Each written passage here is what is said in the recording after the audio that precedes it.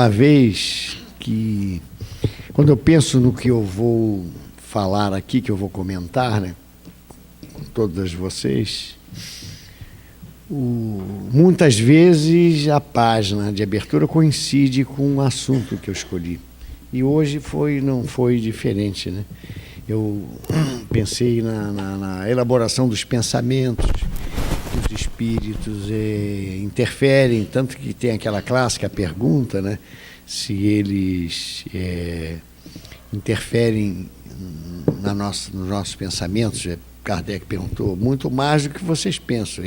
A rigor, eles é que vos dirigem a vida, né? Vos dirigem na vida. Então, nessa página que foi lida, tem um trecho aqui que confirma isso. Olha aqui, ó.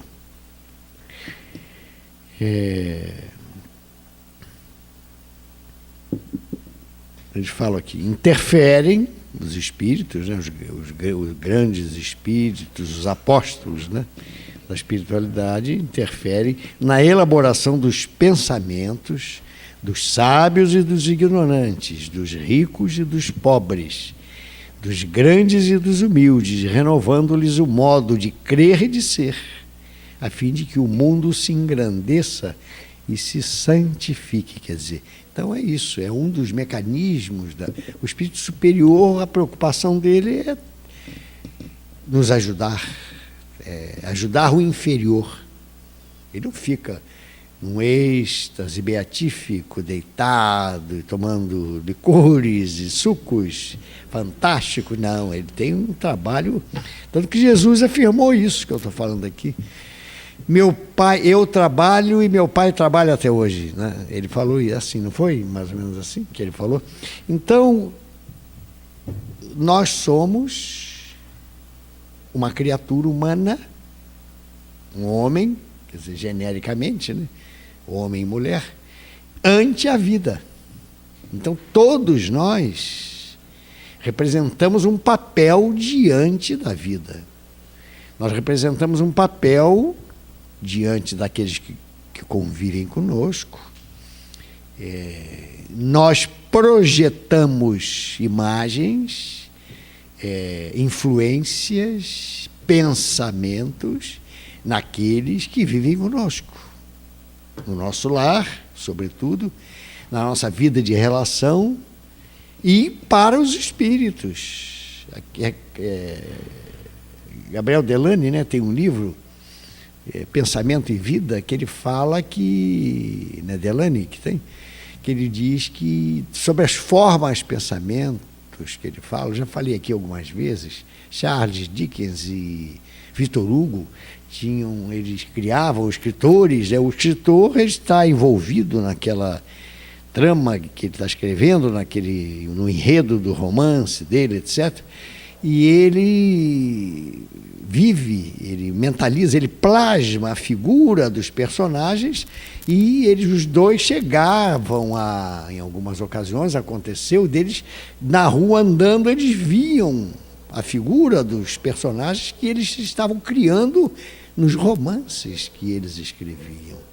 Quer dizer, era a forma viva, elaborada pelo pensamento. Então, nós fazemos isso, dependendo da intensidade do pensamento, dependendo da duração do pensamento.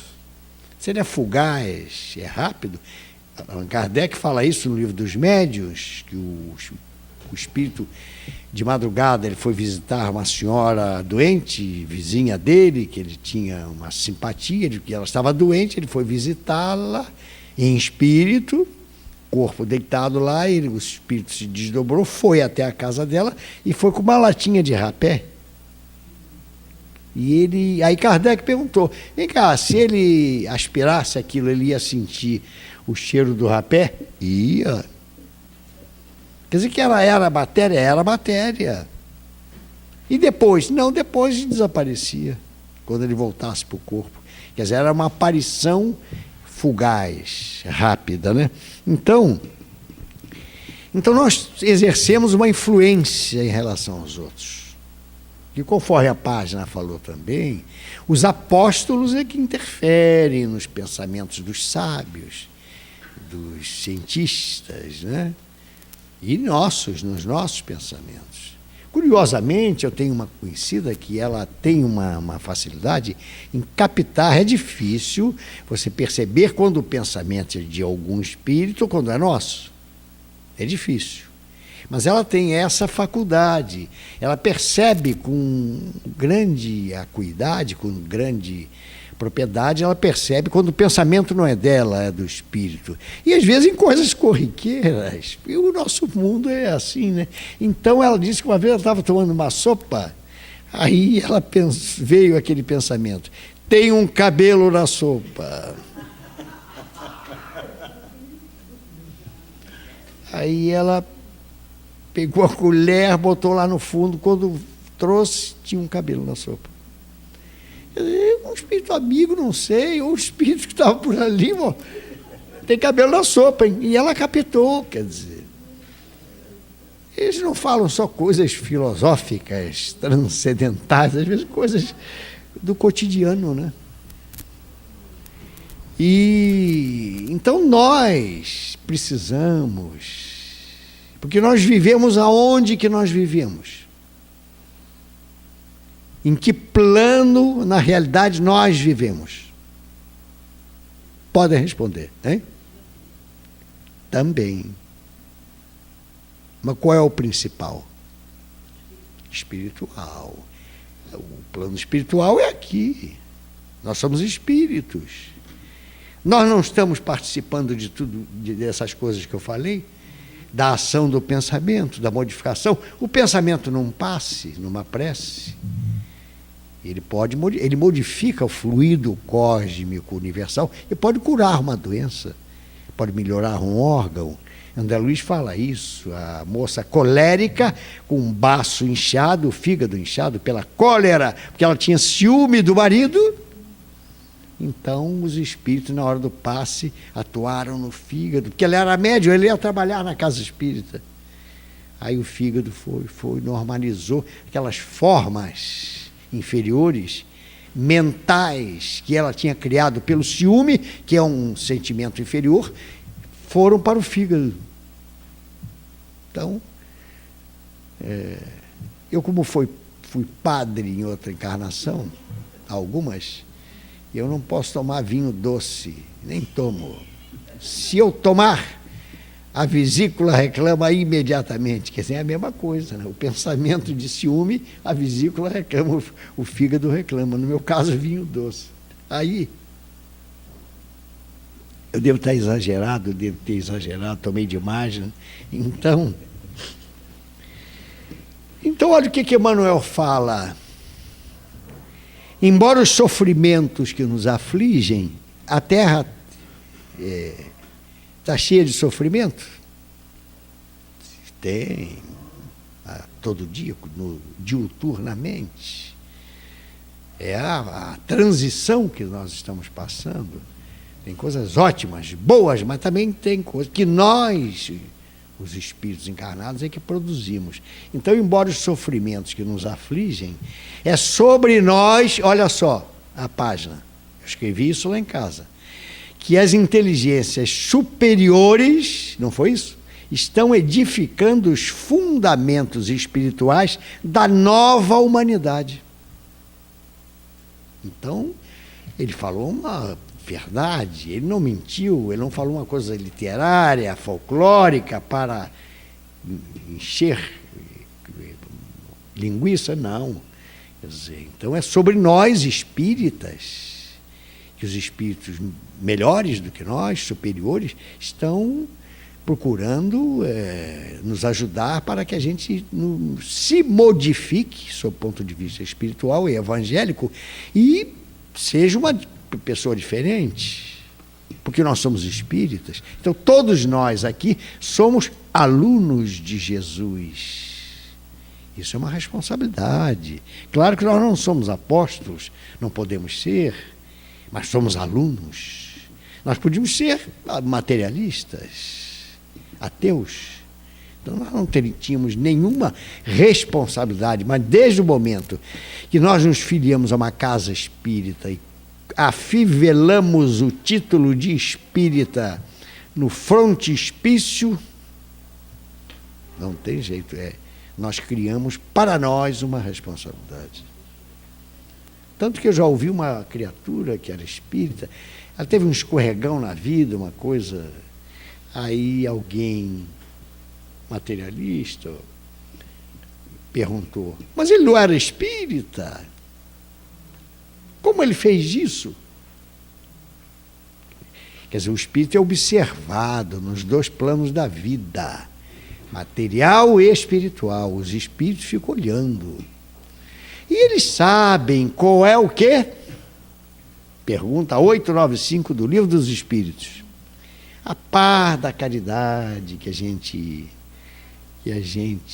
pratique, demonstre ser, eu sou caridoso, eu faço a caridade. O que define realmente se a pessoa é caridosa? Kardec perguntou. E a resposta veio com duas palavras. Quem sabe?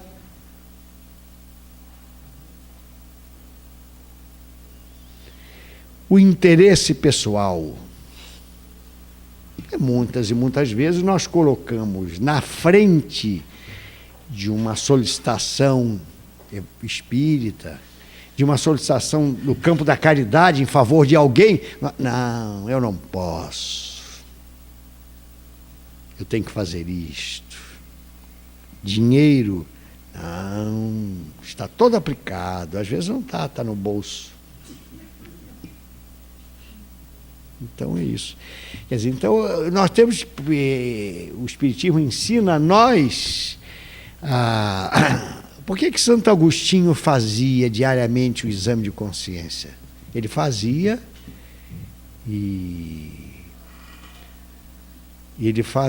por exemplo, cheguei cedo aqui e fui para a livraria. E eu conversei acerca da qualidade de alguns livros espíritas com o nosso amigo Paulo lá. E eu posso até durante a conversa, eu ter emitido opiniões que não era para eu ter emitido. Mas eu emiti, paciência. Então, tem um ditado chinês que diz o seguinte: somos senhores do silêncio, escravos das palavras. Não tem jeito. Quer dizer, então eu posso à noite, viu, Paulo? Espera aí, o que eu falei na livraria lá com o Paulo? Eu falei coisas boas. Eu falei coisas que edificaram. Não é, Paulo? O Paulo está melhor do que eu, porque ele ouviu. Ele é bom ouvinte. Ele ouviu. Então é assim, quer dizer, Santo Agostinho fazia isso. Né? Então, nós podemos ser apegados às coisas. Tínhamos um conhecido que a distribuição era sábado na nossa casa e ele era encarregado, naquela época ele foi escalado para entregar as bolsas, as assistidas. Olha que pretensão a nossa, né? Classificá-las de assistidas. Elas estão nos ajudando. Teve um que tomou sopa, quero outro prato. Aí tomou. Quero mais outro. Tomou. Aí para a pessoa que estava lá servindo, falou, olha, eu não vou agradecer não, hein, porque o senhor é que tem que me agradecer por eu vir aqui ter tomado esta sopa. Porque ele serviu ao outro, dando prato de sopa. O homem falou isso para ele. E foi uma verdade. Então, o nosso apego às coisas, a rotina, muitas vezes nos impede que a gente faça coisas espiritualizantes que vão nos beneficiar. Ajudando alguém. Não é? Será que nós somos igual àquele? O telefone toca, Se for para mim, diz que eu não estou. Olha, ele mandou dizer que não está, hein? Quer dizer, que é isso? Às vezes é um pedido de um socorro. Então, Simonetti, Richard Simonetti, ele começou lá em Bauru, começou a dar passes, e ele percebeu que ele dava passe em doentes quase terminais e os doentes desencarnavam. Então ele ficou conhecido como Passe Vai com Deus.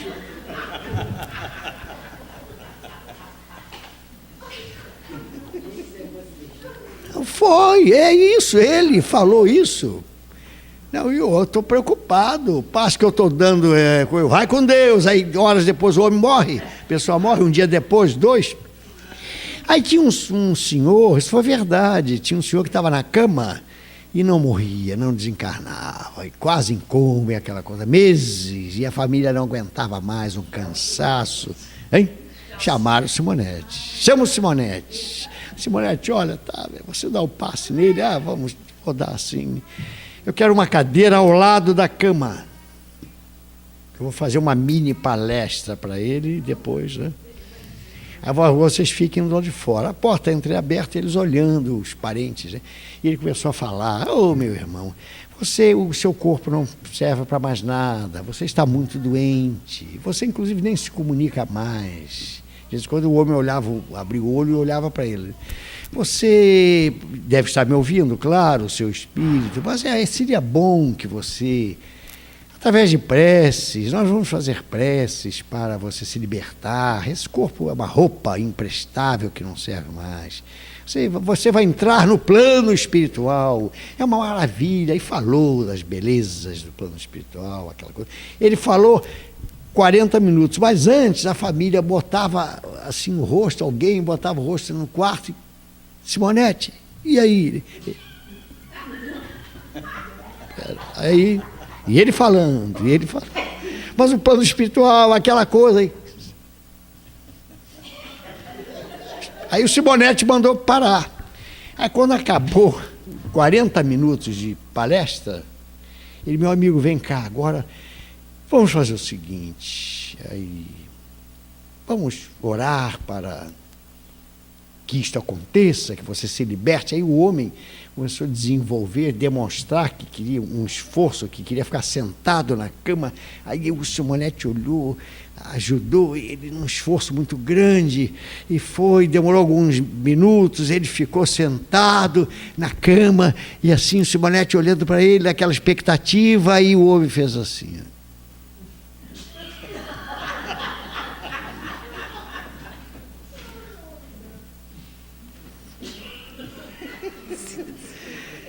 Ele queria ir? Queria nada, do jeito que ele estava. Então, isto pode acontecer conosco.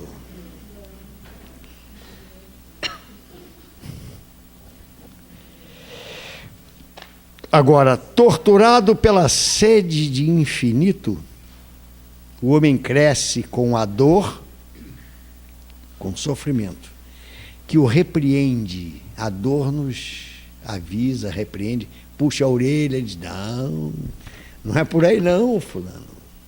Fica tranquilo aí, mas não é aí não. Refreia. E com o trabalho que o santifica, o trabalho.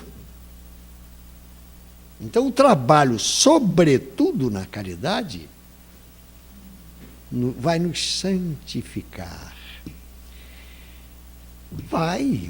A pessoa está doente na cama, precisando de ajuda. Tem uma enfermeira, algum parente, né, que cuida dela bem. Para o doente, ela é uma santa. Eu não é? Não, fulano é um santo. Cuida de mim, que é uma maravilha. Quer dizer, então, são coisas pequenas, aparentemente insignificantes, mas que são importantes e que nós temos que fazer isso, senão o Espiritismo é, acima de tudo, o processo libertador de consciências. Olha só. Então eu tenho que andar com a minha consciência um pouquinho mais elaborada, com pensamentos superiores, com bons pensamentos, senão eu vou ficar estacionado. Não é? No livro Na Era do Espírito,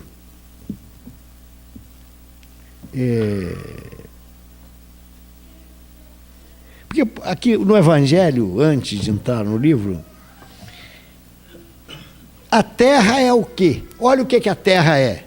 Então nós vivemos nela, então nós somos isso que está aqui. Ó. Olha o que a Terra é. Mundo de expiação e de provas.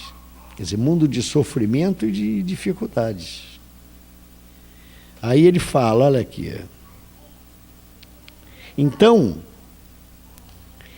aqui vivem selvagens não, porque o espírito do selvagem é um espírito ainda primitivo, não é isso? Então, a Terra não é mais um mundo primitivo.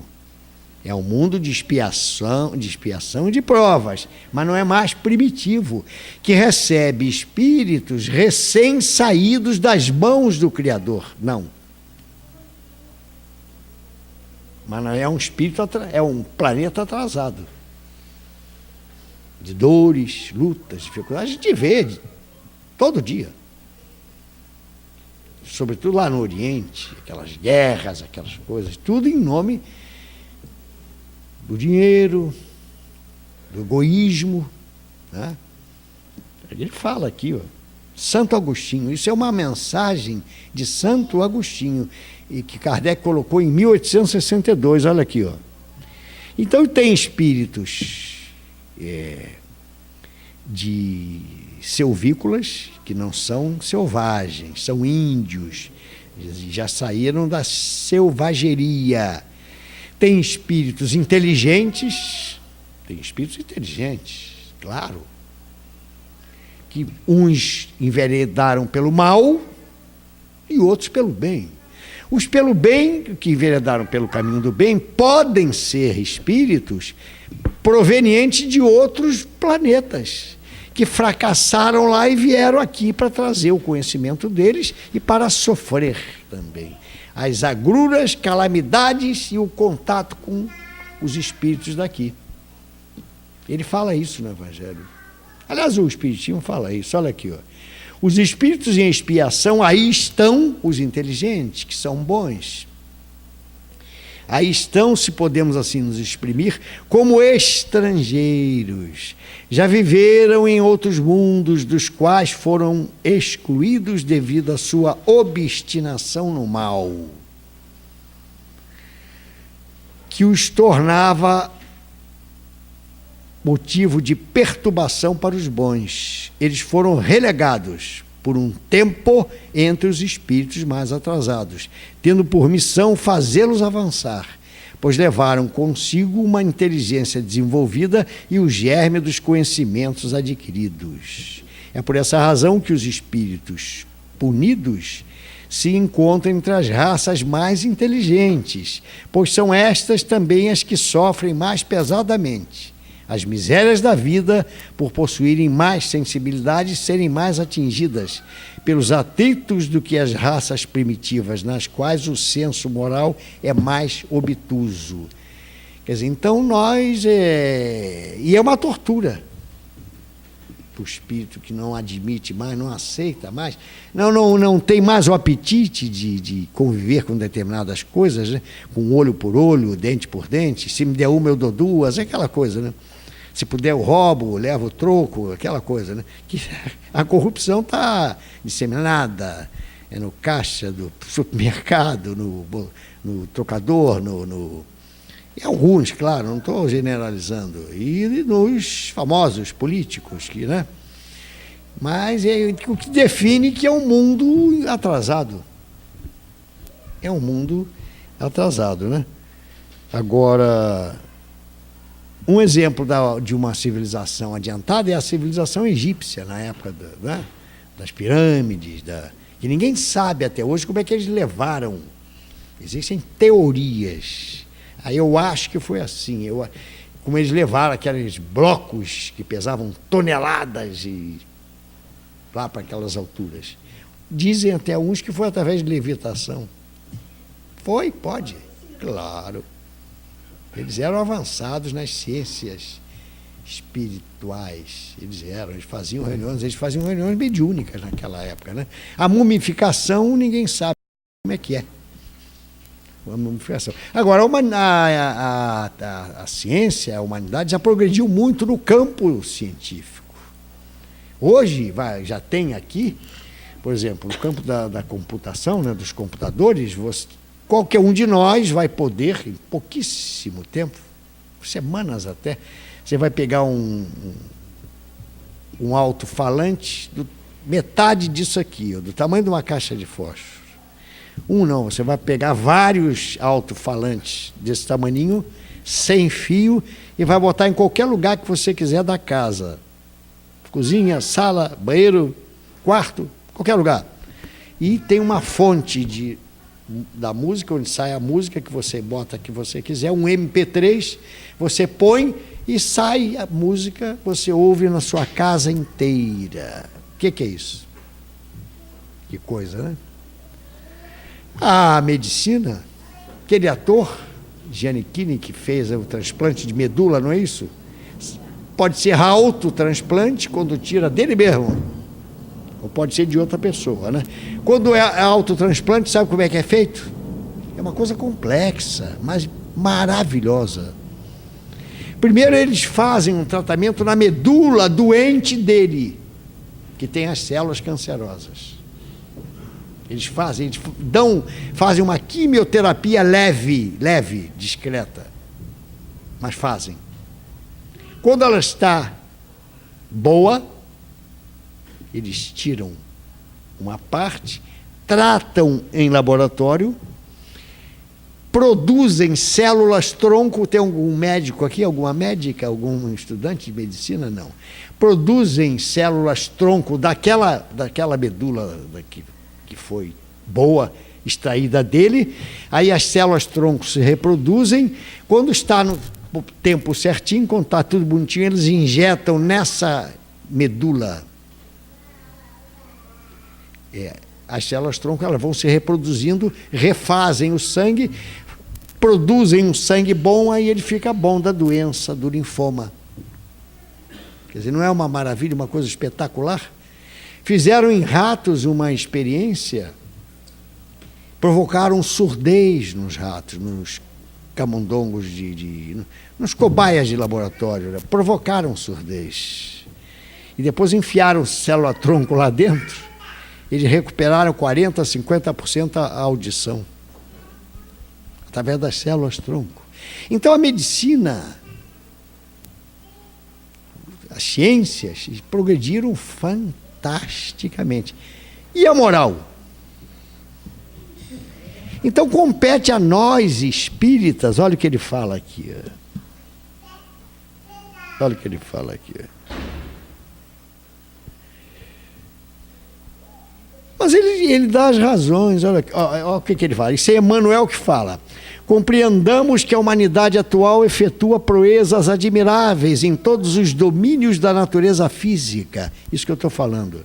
Mas é necessário que os nossos corações se adaptem às leis do bem que Jesus nos legou, de modo a irmanarmos e a respeitarmos uns aos outros, sem o que o lazer na terra ser-nos-á fator desencadeante de tédio e delinquência, e a grandeza exterior se nos erguerá em soberbo palácio, onde prosseguiremos sofrendo a míngua do amor. Né?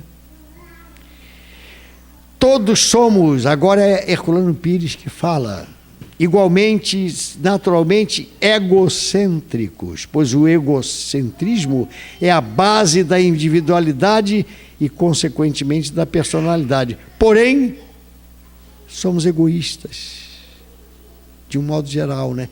Aí ele fala, essa doença, o egoísmo, se manifesta por vários sintomas bem conhecidos. A arrogância, a avareza, o comodismo, a ganância e, sobretudo, a falta de respeito pelos outros. Então,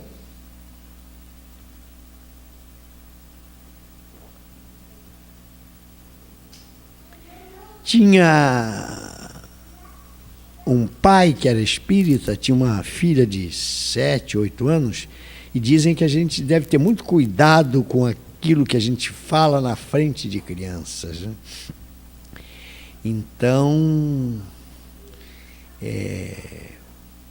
alguém perguntou uma visita se lá na casa dele tinha determinada coisa, e ele, não sei se era um doce que ele gostava, e estava na geladeira. Aí ele, não, acabou. Aí a filha, pai, nós não aprendemos lá na casa espírita que é feio mentir? Aí, peraí, eu acho que eu esqueci. Tem, eu vou ver na geladeira. Aí tinha lá, foi ver.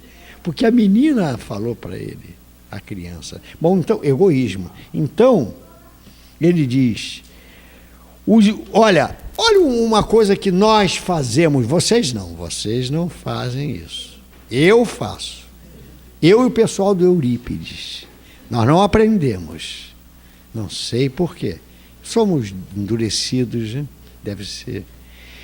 Os espíritas a facilidade com que interferimos na vida alheia, com que xingamos, insultamos, caluniamos, julgamos os outros, é o maior flagelo que assola o mundo.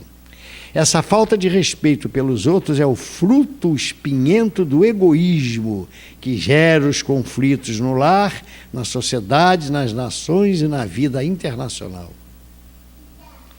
Os espíritas incumbidos da missão de restabelecer o cristianismo na Terra são os que mais necessitam de compreender esse problema. Olha só. O primeiro dever dos espíritas, no tocante ao respeito pelo próximo, refere-se à própria doutrina que nos foi dada pelos espíritos superiores através do trabalho de Kardec.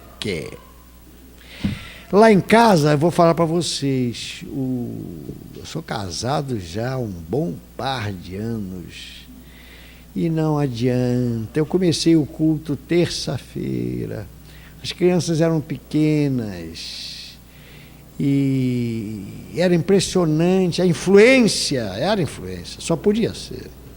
Não sei se era delas ou dos espíritos. Está na hora do culto. Eu tinha meia dúzia de filhos, né? Tenho meia dúzia de filhos. Está na hora do culto. Oba! Começava aquela gritaria, e elas iam para a sala e ficavam dançando igual a índio e cantando. E eu disse, mas não é possível, que coisa. Eu olhava, como? Mas na hora, não é assim. E ela tinha umas almofadas, já contei aquilo. Elas se jogavam na almofada e aí tinha uma parede de vidro. Eu digo, vai bater. E aí eu me via no hospital suturando, dando ponto no supercílio. Dei em duas. Na mais velha e na segunda. Suturando, foi por outra coisa. Aí, a 1 centímetro do vidro, elas paravam. E a briga também, eu chegava para minha mulher, qual livro vamos ler? Eu digo, eu acho que a gente deve ler o Evangelho, livro dos Espíritos. Não, nós devemos ler livro para criança. Não, mas também tem que ler livro para adulto. Não, para criança, para adulto. Não, mas os espíritos que estão ouvindo a gente são adultos. Não, aí começava a briga. A briga pela escolha do livro. Mas a gente fazia o culto, levava para a aula antigamente era chamado de moral cristã. Então, hoje elas agradecem, todos eles são formados, casados e agradecem a gente pela influência espírita, do jeito que a gente podia, pela ida aos centros espíritas. Hoje elas agradecem. Hoje elas estão levando as filhas, quer dizer, os nossos netos, né?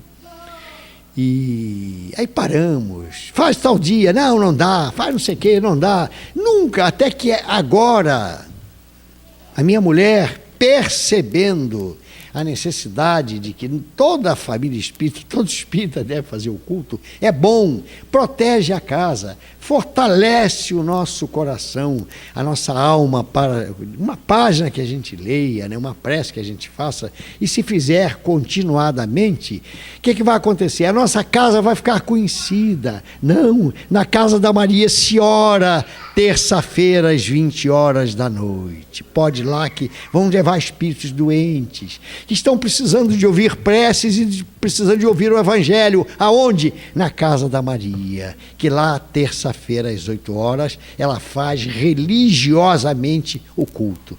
Não é assim, Maria? Só que não é terça, mas é. Olha, eu sabia que era. Então minha mulher chegou e falou, vamos fazer quarta. 6 horas. Tá bom. Porque nós temos uma reunião de mediúnica quarta-feira e a gente já sai de casa para ir para o centro mais fortezinho, mais com a ajuda dos espíritos. Né? Porque, olha, nós temos que vencer obstáculos. Os maiores obstáculos somos nós. Né? Rousseau, filósofo, falou uma vez, o homem é o inferno. Então, isso é a opinião dele, né? Mas o maior obstáculo somos nós. Hoje em dia, um dos grandes obstáculos é o trânsito. Então a gente saía às 6h30 para ir para Taquara, da freguesia. Chegávamos tarde.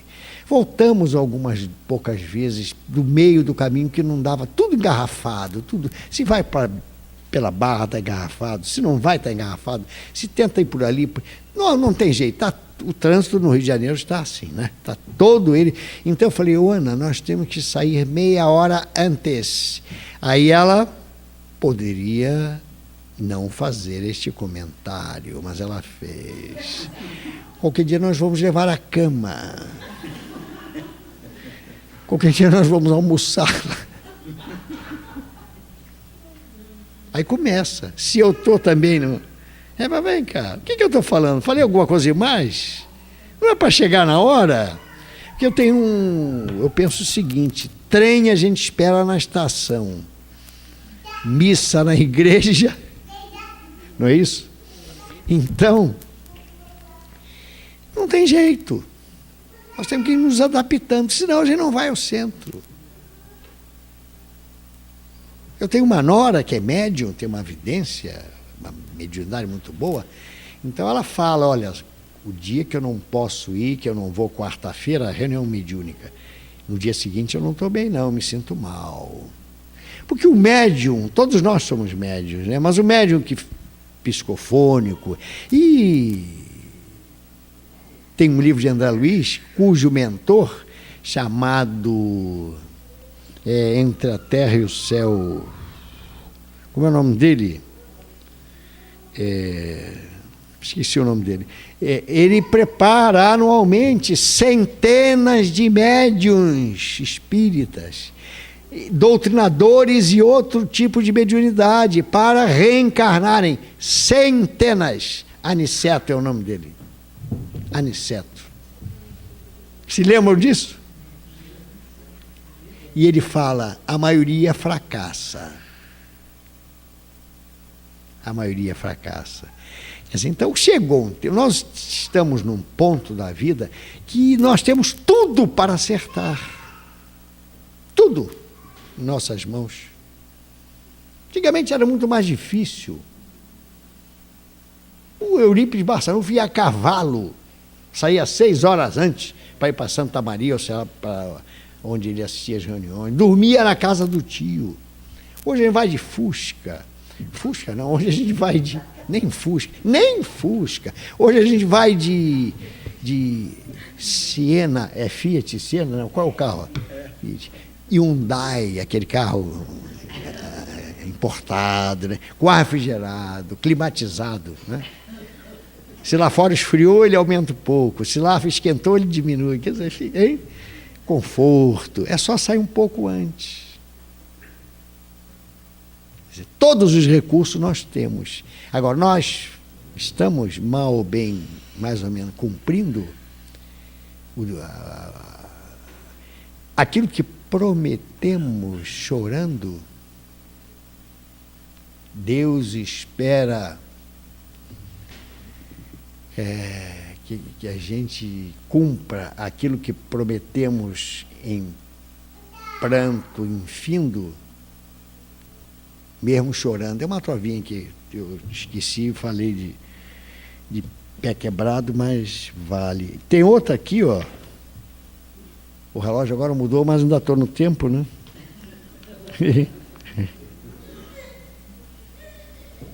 Olha, guia, Senhor, o meu passo, onde os meus passos se vão.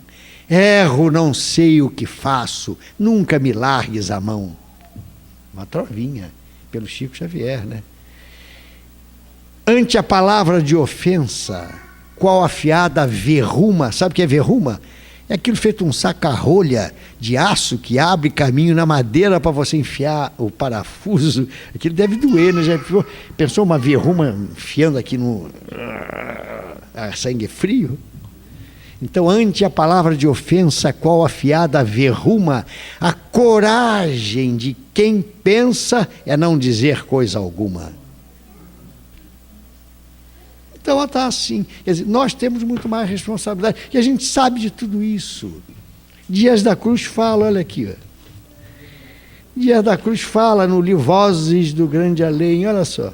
Dias da Cruz fala sobre o pensamento, sobre a sugestão desse livro. E nós somos sugestionados das mais variadas maneiras pelo plano espiritual, que pode ser no sono ou em vigília. Faz isso, faz. Rebate, xinga, devolve a ofensa. Né? Então ele fala, ó. Quer ver aqui, ó?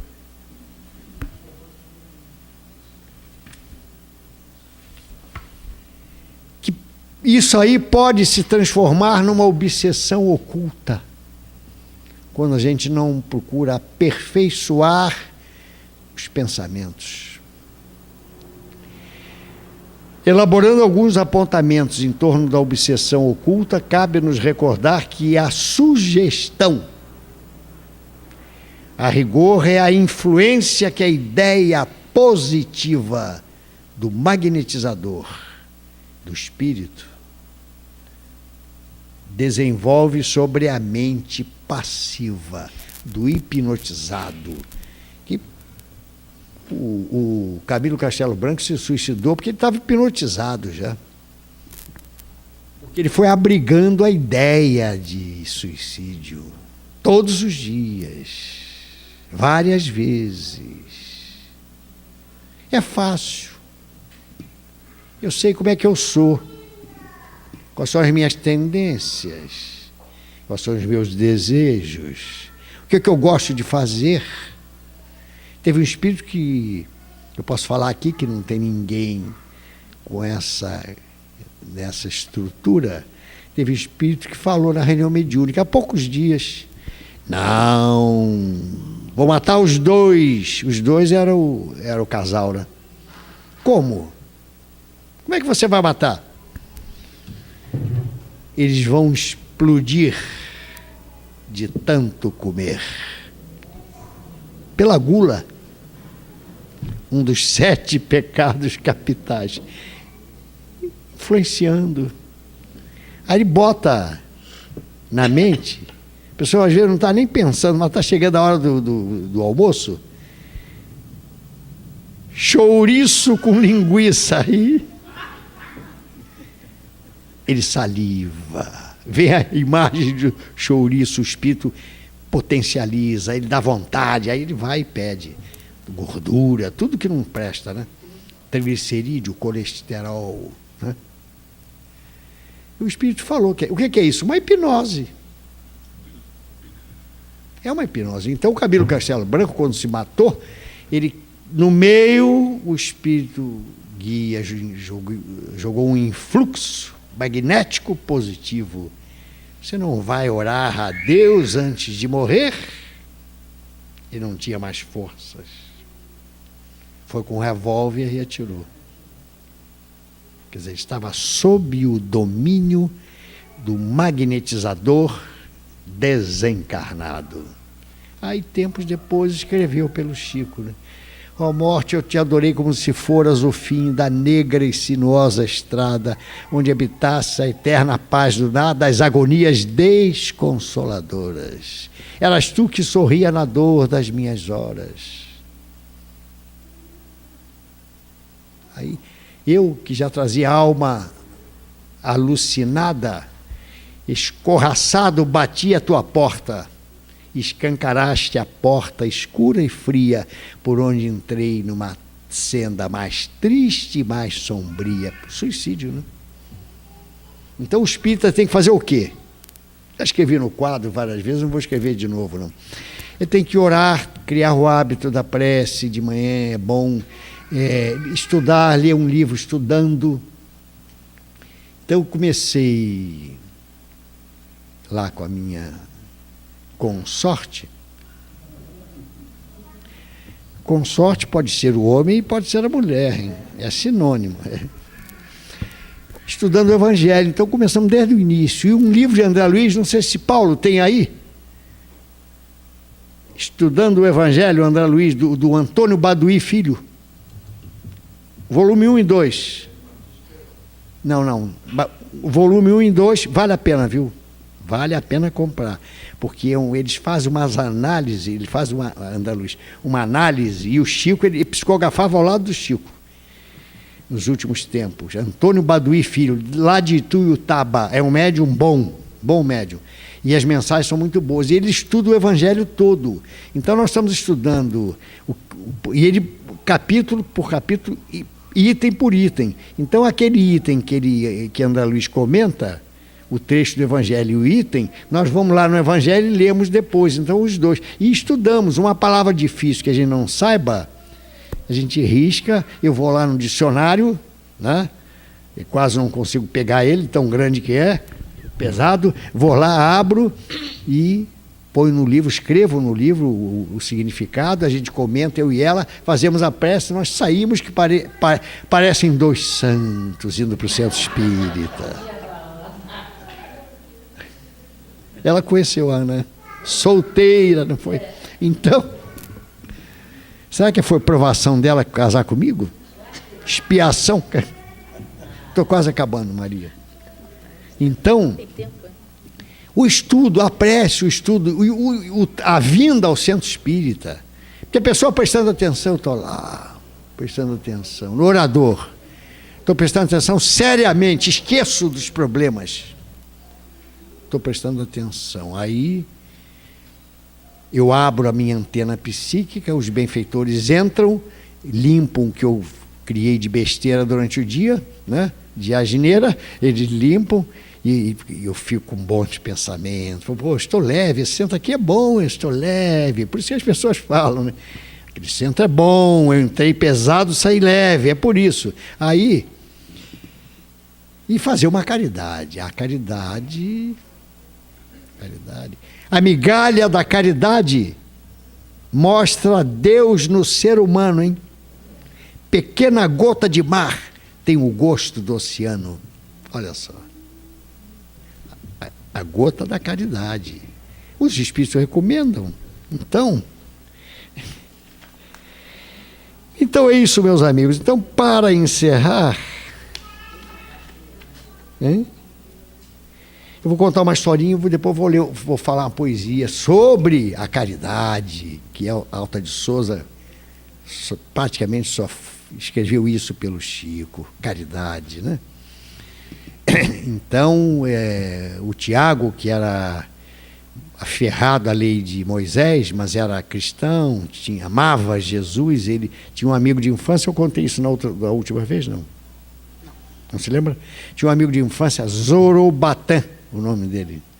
Aí, que não ia aos cultos sábado à noite, que os moisaístas eram cultores do culto no sábado, né? Parava tudo, tinha que tomar banho, botar roupa limpa, ler os textos, orar, em que pese que deixava para depois o atendimento ao sofrimento humano, aos doentes que iam lá bater a porta. Tiago, não, hoje não, amanhã. Tiago. Aí ele via que Zorobatan estava 6 meses sem aparecer no templo, sem orar. Não, eu vou lá pessoalmente. Já mandei vários recados e ele não vem. Eu vou lá pessoalmente agora convocá-lo e perguntar por que ele não está indo. Aí foi. Aí o outro, Bartolomeu, não sei, foi junto com ele. Legal. Acho que eu já falei aqui. Se tem que ser no sábado, tem, a lei manda. Aí, se você tiver um jumento muito bom, se ele cair numa cisterna no sábado, tu vai deixar ele morrer ou vai pegar ele, porque é sábado? Não, eu pego ele depois eu vendo para ele não cair mais na cisterna.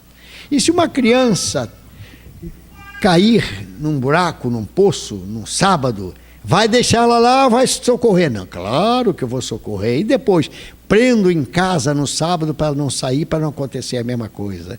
Aí tá. Aí foram chegando na casa de Zorobatã, quando olharam, senhoras magras, pobres, aleijados, paralíticos, leprosos, pobres, loucos, obsediados. Aliás, ela é clientela de Jesus. Marginais, prostitutas, era a clientela de Jesus. Aí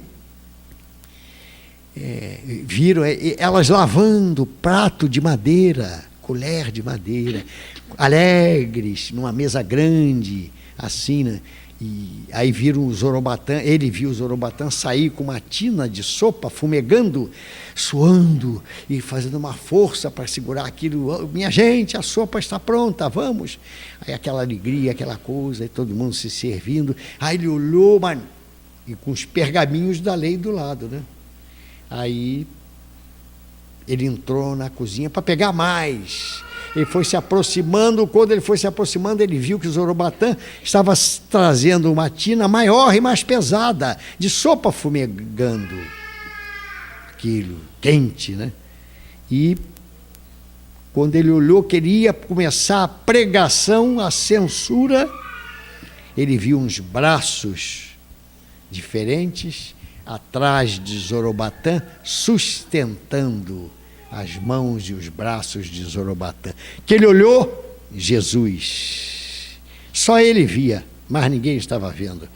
Aí ele, mestre, aí ele, Tiago, as preces que você faz por mim, eu agradeço para mim, mas eu não posso deixar aqueles que trabalham em meu nome em favor dos necessitados sozinhos. Tiago chorou, jogou a folha, o pergaminho da lei para longe e passou a ajudar na entrega da sopa. Então, Alta de Souza falou o seguinte: o Espiritismo fala que a gente deve fazer a caridade? Deve, fala. Como? Se procuras o Cristo soberano, por excelso refúgio às próprias dores, busca hoje e amanhã, por onde fores, o torturado coração humano. Desce ao vale dos grandes amargores, onde revela o sofrimento insano, a miséria, a aflição e o desengano entre flagelos purificadores. Desce a feição do sol na noite fria,